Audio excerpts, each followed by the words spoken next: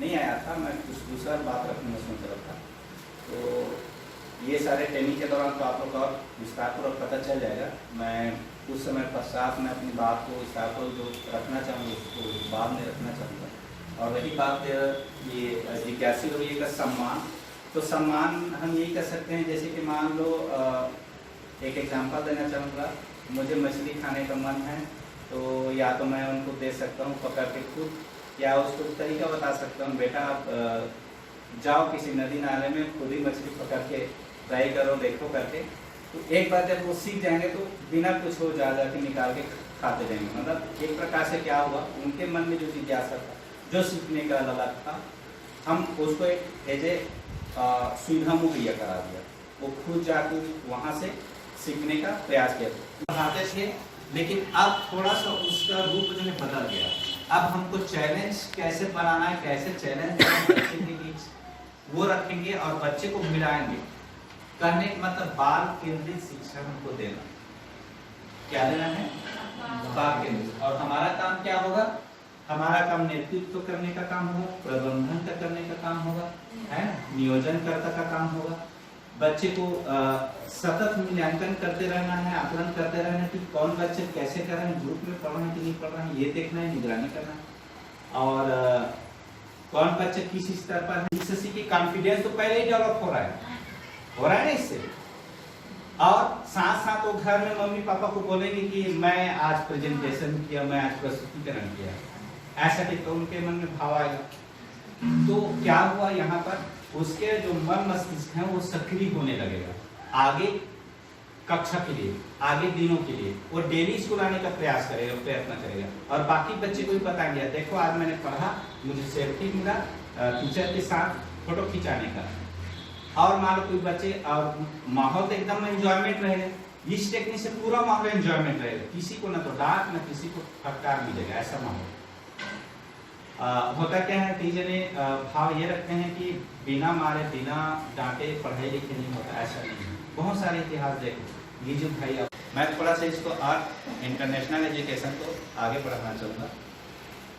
वर्तमान स्थिति में लगभग अगर देखा जाए तो अमेरिका में 1000 जनसंख्या के पीछे 921 कार्य है। यूरोप में देखा जाए तो 1000 जनसंख्या के पीछे 900 कार्य है।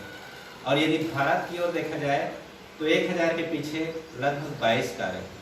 ऐसा है। तो कहीं ना कहीं ये हमारे एजुकेशन की ओर इंगित करता है। हमारे देश में ऐसा शिक्षा नहीं मिल पाती है जिससे हमारे बीच ऐसा वर्क नहीं हो पाता है, या ऐसा आमदनी नहीं हो पाता है जिसे हम कार ले सकें। तो आमदनी क्यों नहीं हो पाता है, क्योंकि हमारे दिमाग ऐसा नहीं है, हम ऐसा सोच नहीं सकते हैं कि हम ज़्यादा पैसा कमा सकें। तो हम ज़्यादा सोच क्यों नहीं सकते हैं, तो हमको ऐसा शिक्षा ही नहीं मिला है अपने टीचरों से। जब हमको ऐसा शिक्षा नहीं मिला है तो हम अपने बच्चों को कैसे शिक्षा देंगे जो हमको मिला है, और वो भी वही करेंगे। गलत बोल रहा हूँ क्या? बात तो एकदम सोचनी है ना। तो यहाँ पर हमको ये सोचना चाहिए कि अन्य देशों में इतनी 1000 के पीछे इतनी सारे कार्य कैसे हैं, तो उनके जो माइंड सेट है, उनके एजुकेशन कुछ इस तरह से है जो उनके आमदनी बढ़ा रहे हैं। और उनके अब एक चीज मैं ये भी कहना चाहूँगा, यदि मैं आप लोग से पूछूं साइकिल चलना अच्छा लगेगा कि गाड़ी, अगर 2 ऑप्शन दूंगा तो यदि कार तो कार है ना। तो अब भाई हम ये जान रहे हैं कि हर व्यक्ति को कार चलाना या फैसिलिटी में रहना पसंद है, कोई तो गरीबी में रहना पसंद नहीं करेगा। फिर भी ऐसा क्यों है ये तरीका से, इसीलिए तो ये बताने चाह रहा था मैं। इस तरीके से अगर हम करेंगे ना पढ़ाई, शुरू से जुलाई से अगस्त से शुरू कर देंगे तो देखना ज़्यादा 5 माह लगेगा सर, कोर्स कंप्लीट हो जाएंगे। मान लो बच्चे को हिंदी पढ़ना आता है, बच्चे को हिंदी पढ़ना आता है तो चलो बेटा आप हिंदी जो है मान लो पहला पाठ को लेते हैं, पहला पाठ आप पढ़ लिए, ज़्यादा उसमें प्रश्न आप खुद से बना सकते हैं। क्या प्रश्न बना के तरीका बता दीजिए, है ना। जैसे कि मान लो यहाँ पर कुछ लिखा हुआ है, मान लो ये तो संस्कृत में लिखा है, हिंदी का एग्जाम्पल ले लेते हैं। हिंदी में कुछ लिखा ही नहीं। हिंदी में कुछ लिखा ही नहीं। मान लीजिए राजा दशरथ के 4 पुत्र, राजा दशरथ के 4 पुत्र हैं। जैसे बड़ा का नाम ये था, बड़ा का नाम ये था, जो भी था, ठीक। राजा दशरथ के कितने पुत्र? प्रश्न बना। तो ऐसे आप पढ़ते जाओ और प्रश्न निकालो। अब जो बच्चा खुद से प्रश्न निकालेंगे तो जाहिर सी बात है उसका आंसर उसको पता ही रहेगा।